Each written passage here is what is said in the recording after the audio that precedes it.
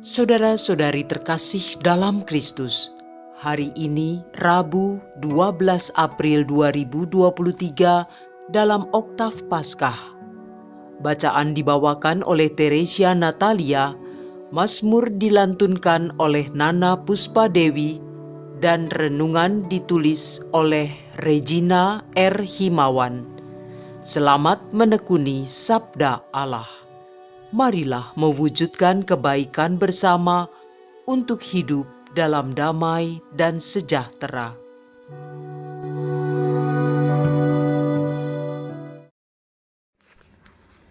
Dalam nama Bapa dan Putra dan Roh Kudus. Amin. Allah pencipta dan pemelihara kehidupan, terima kasih untuk hari baru yang Engkau berikan bagi kami hari ini. Sebentar lagi kami mau mendengarkan sabda-Mu. Bukakanlah hati kami, supaya kami bisa merasakan kehadiran-Mu melalui sabda ini, sehingga kami bisa semakin dekat kepadamu. Demi Kristus, Tuhan dan Juru Selamat kami. Amin.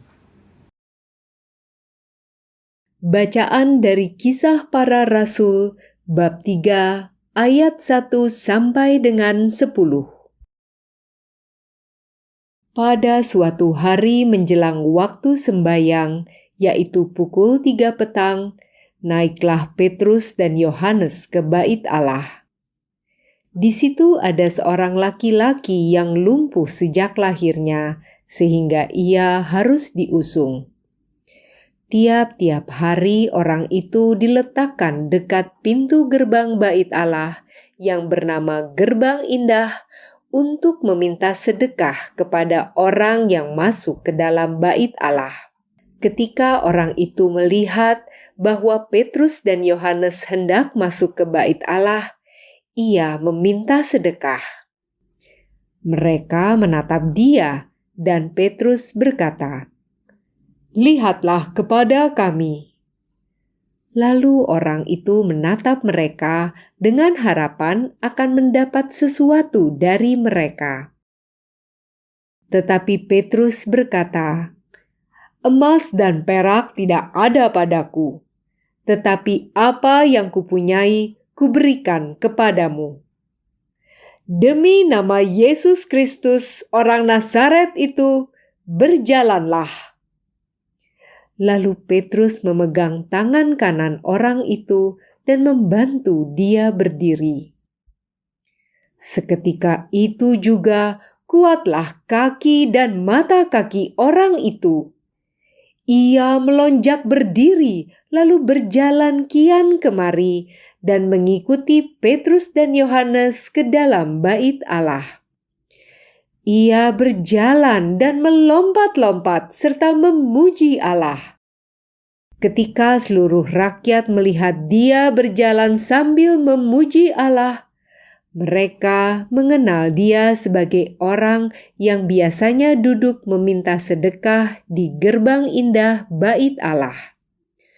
Maka mereka takjub dan tercengang tentang apa yang telah terjadi padanya. Demikianlah sabda Tuhan.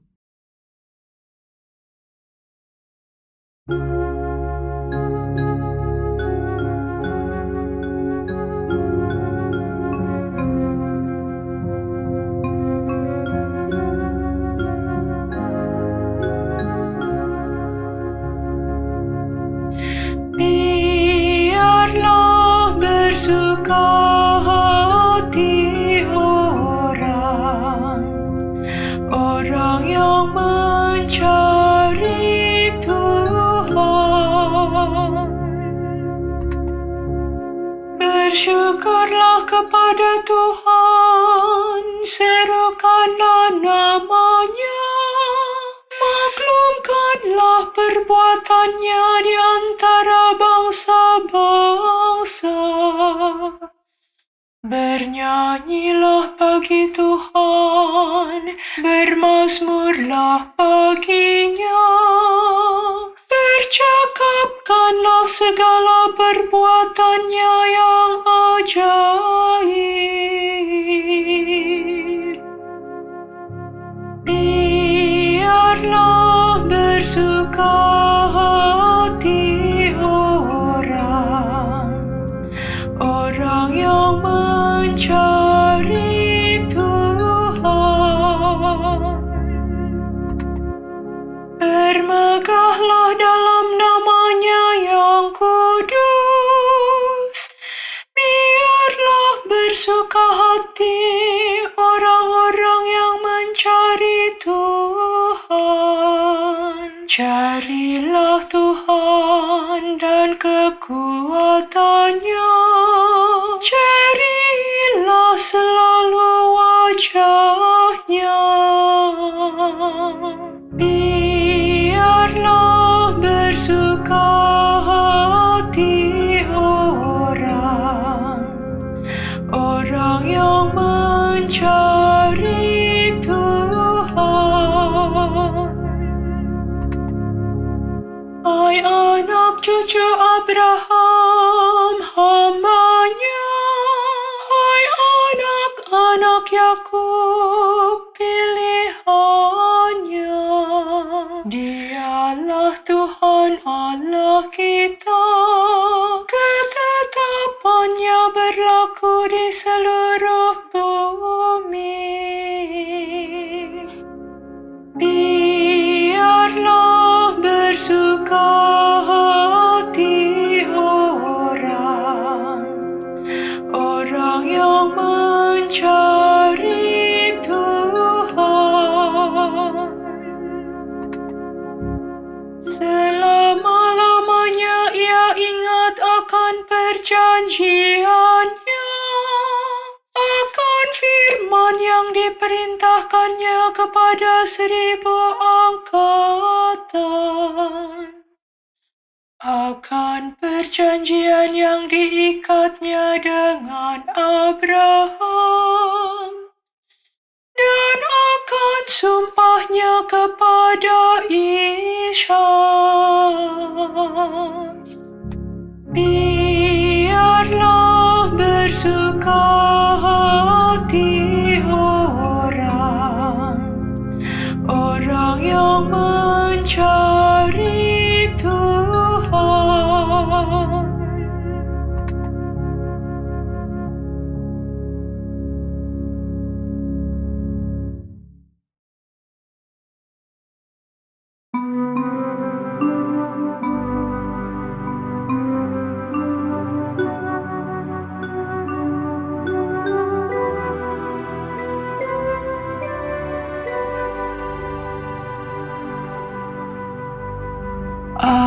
Alleluia, alleluia, alleluia, alleluia.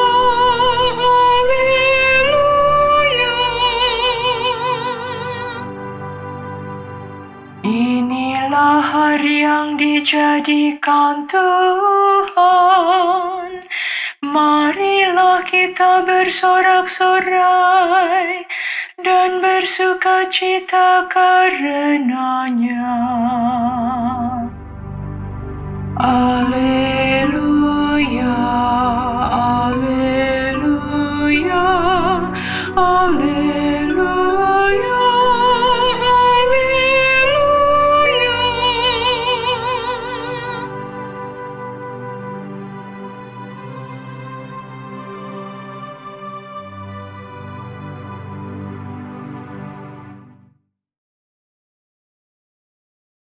Inilah Injil suci menurut Lukas, bab 24, ayat 13 sampai dengan 35.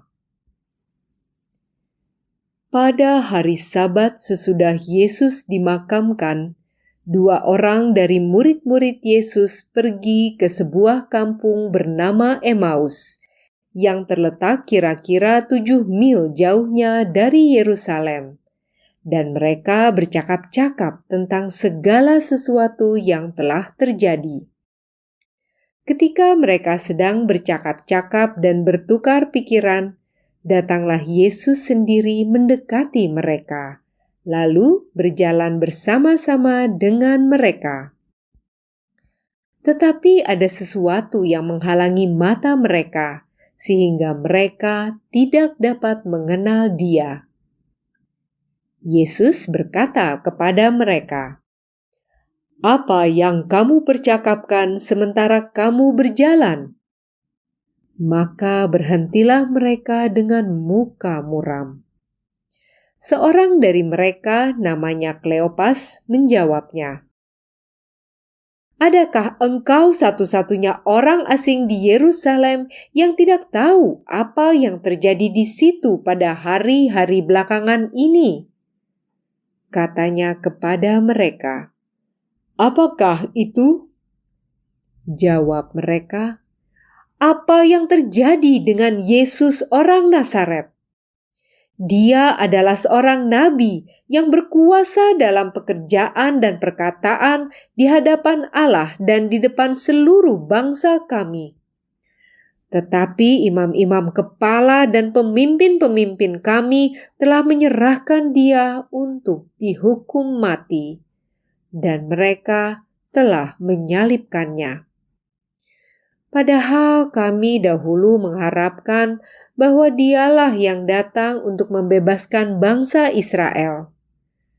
Tetapi sementara itu telah lewat 3 hari sejak semuanya itu terjadi. Dan beberapa perempuan dari kalangan kami telah mengejutkan kami. Pagi-pagi buta mereka telah pergi ke kubur dan tidak menemukan mayatnya. Lalu mereka datang dengan berita bahwa telah kelihatan kepada mereka malaikat-malaikat yang mengatakan bahwa Yesus hidup.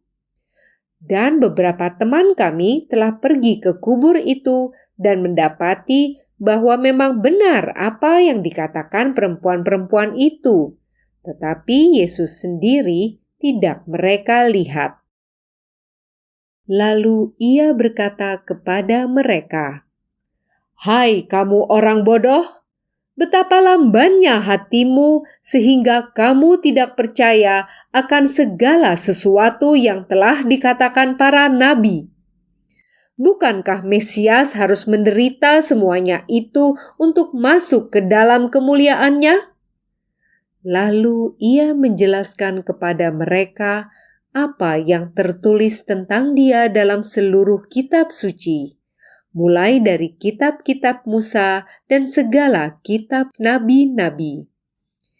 Sementara itu, mereka mendekati kampung yang mereka tuju. Ia berbuat seolah-olah hendak meneruskan perjalanannya. Tetapi mereka mendesaknya dengan sangat. "Tinggallah bersama-sama dengan kami, sebab hari telah menjelang malam dan matahari hampir terbenam." Lalu masuklah Ia untuk tinggal bersama-sama dengan mereka. Waktu duduk makan dengan mereka, Ia mengambil roti, mengucap berkat, lalu memecah-mecahkannya dan memberikannya kepada mereka. Ketika itu terbukalah mata mereka dan mereka pun mengenal Dia. Tetapi Yesus lenyap dari tengah-tengah mereka.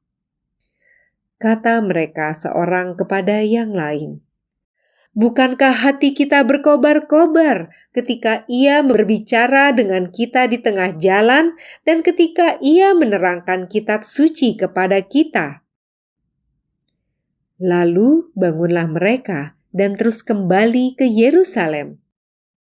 Di situ mereka mendapati ke-11 murid itu.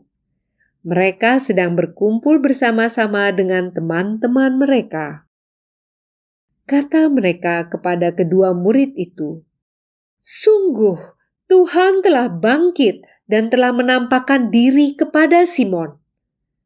Lalu kedua orang itu pun menceritakan apa yang terjadi di tengah jalan dan bagaimana mereka mengenal Yesus pada waktu Ia memecah-mecahkan roti. Demikianlah sabda Tuhan.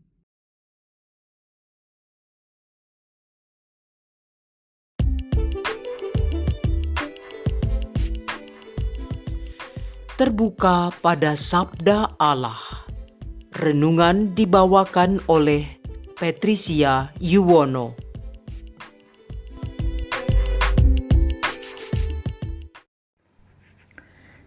Bapak, Ibu, rekan muda, dan saudara seperjalanan di dalam Tuhan Yesus. Hari ini adalah hari Rabu dalam oktav Paskah. Bacaan kita sepanjang masa Paskah ini tentunya sangat kental mengisahkan Yesus yang bangkit.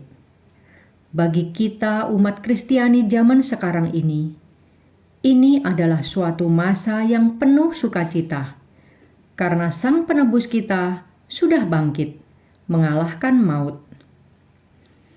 Namun, yang terjadi 2000 tahun lalu bagi murid-murid Yesus tidaklah demikian. Segera setelah Yesus ditangkap dan disalibkan, para murid langsung kalut, ketakutan, dan berhamburan meninggalkan Yesus. Kemudian setelah mendapatkan fakta bahwa Yesus wafat, keputusasaan melingkupi mereka. Mereka yang awalnya penuh dengan keyakinan bahwa Yesus adalah Mesias yang akan membebaskan bangsa mereka dari penjajahan Romawi, saat itu seperti kehilangan harapan. Itulah yang terjadi pada 2 orang murid Yesus pada bacaan Injil hari ini, Kleopas dan seorang murid lainnya. Bahkan setelah mereka mendengar cerita dari para perempuan dan murid lain tentang kubur Yesus yang kosong, mereka masih tidak mengerti dan masih pada pemahaman bahwa Yesus sudah wafat dan harapan mereka akan pembebasan Israel hanyalah angan-angan semata. Dengan suasana hati seperti itu, mereka bermaksud meninggalkan Yerusalem untuk kembali ke kampung mereka.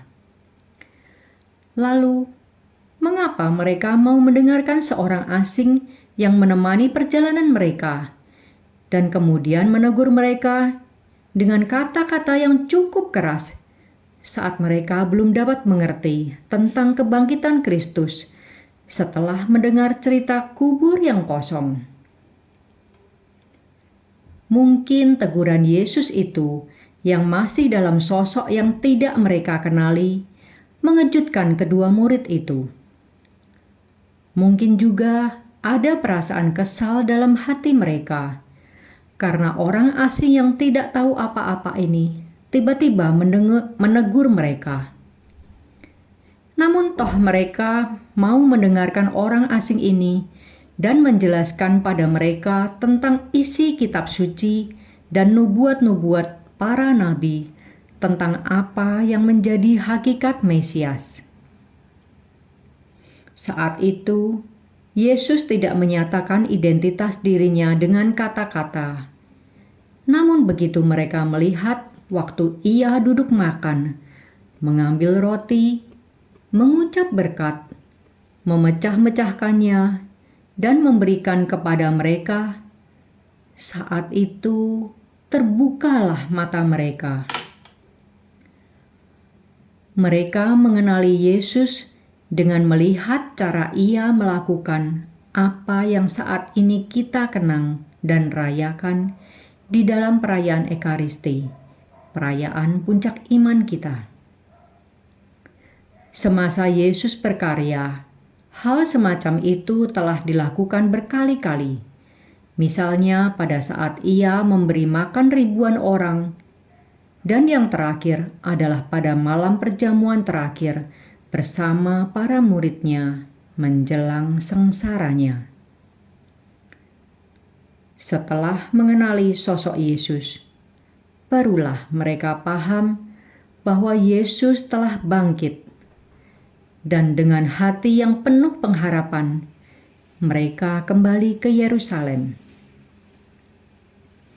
Pada titik ini, mereka bukan hanya dipulihkan semangatnya dengan fakta bahwa Yesus telah bangkit, tetapi juga memahami bahwa Yesus sebagai Mesias tidak datang untuk menghadirkan pembebasan secara politik.